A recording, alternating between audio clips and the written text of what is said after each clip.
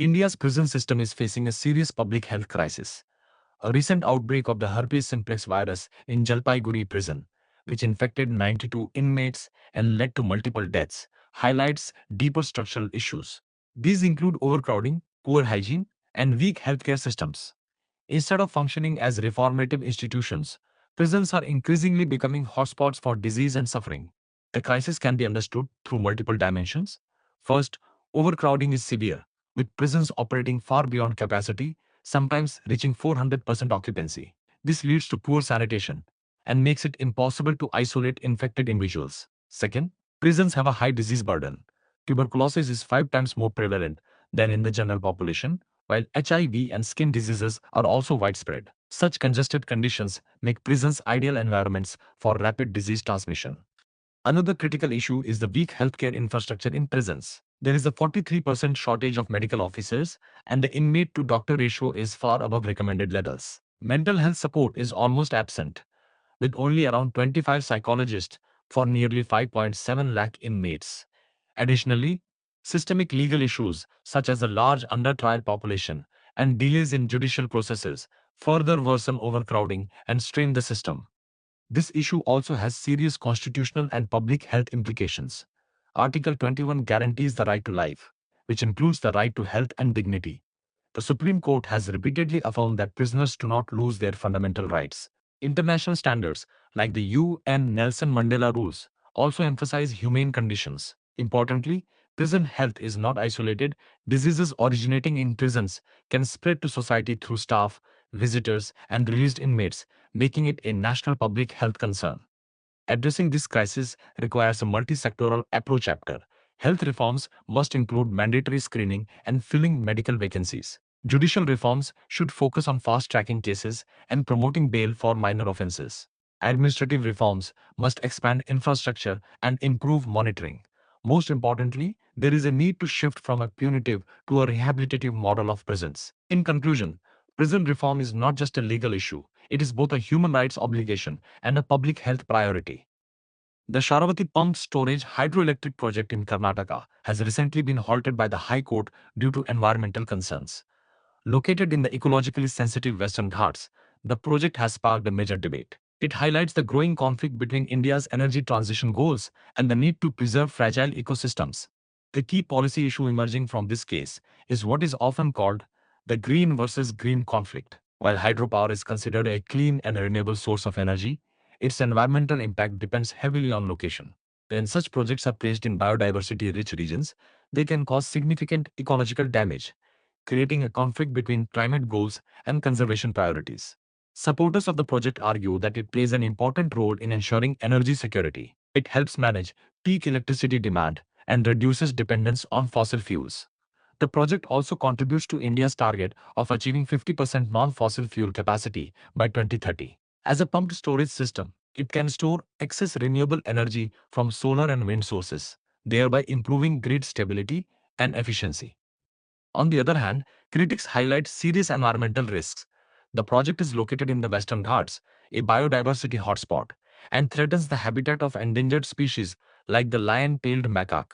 It may lead to large-scale deforestation, removal of thousands of trees, and increase the risk of landslides. There are also concerns about violations of forest laws and strong opposition from local communities whose livelihoods may be affected. Going forward, a balanced approach is essential. Projects must avoid ecologically sensitive areas and follow strict environmental impact assessments. Alternatives, such as solar energy combined with battery storage, should be promoted. Most importantly, local communities must be involved in decision making. In conclusion, India's energy transition must carefully balance development with ecological conservation to ensure truly sustainable growth. The Union Budget 2026 announced a major allocation of 20,000 crore rupees for a carbon credit program. However, this has led to significant confusion. The central question is whether this funding is meant for industrial carbon capture technologies or for supporting farmers through carbon credit markets. This has created a debate between two approaches: reducing emissions from industries, often called the smokestack approach, and enhancing carbon sequestration through agriculture, known as the soil approach. In reality, the budget allocation is primarily aimed at carbon capture, utilization, and storage, or CCUS technologies. These are focused on hard-to-abate industries such as power, steel, cement, refineries, and chemicals. The objective is to capture carbon dioxide emissions directly from industrial sources and either reuse or store them safely. This makes CCUS a key tool for industrial decarbonization. The confusion largely arises from the terminology used in the budget. The phrase carbon credit program created expectations that farmers would directly benefit. Media narratives further reinforce the idea of farmers as climate solution providers. However, in reality, farmer participation in carbon markets operates through separate voluntary carbon market mechanism. This highlights a communication gap between the technical roadmap and public messaging. Agriculture plays a different role in the carbon cycle. It is not part of CCUS because agricultural emissions are diffuse and cannot be captured at a single point. These emissions mainly include methane and nitrous oxide. However, agriculture can contribute to carbon removal through practices like soil carbon sequestration, agroforestry, and biochar. This makes it an important part of climate solutions, but through a different pathway. Going forward, India must clearly separate policies related to industrial carbon capture and agricultural carbon credits. A dedicated framework is needed to support farmers in carbon markets.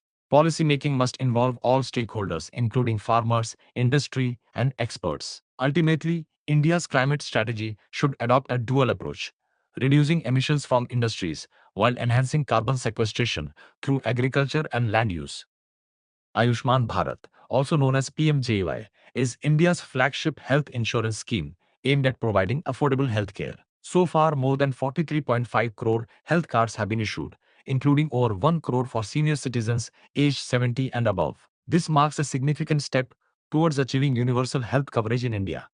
The scheme aims to ensure affordable and accessible healthcare while reducing out-of-pocket expenditure for families. It also provides financial protection against unexpected health shocks. Beneficiaries include poor and vulnerable families identified through SECC 2011 data, with no restrictions on family size, age, or gender. Recently, the scheme has been expanded to include all senior citizens above 70 years, regardless of socio-economic status. Ayushman Bharat operates through two key pillars. The first is Ayushman Arogya Mandir, which provides comprehensive primary healthcare services, including maternal and child health, screening for non-communicable diseases, and access to free drugs and diagnostics. The second pillar is PMJY, which offers up to 5 lakh rupees per family per year for secondary and tertiary care, with cashless and paperless treatment available across India. The scheme is implemented by the Ministry of Health and Family Welfare as a centrally sponsored scheme. It is executed through state health agencies, which may follow insurance, trust, or hybrid models depending on state preferences.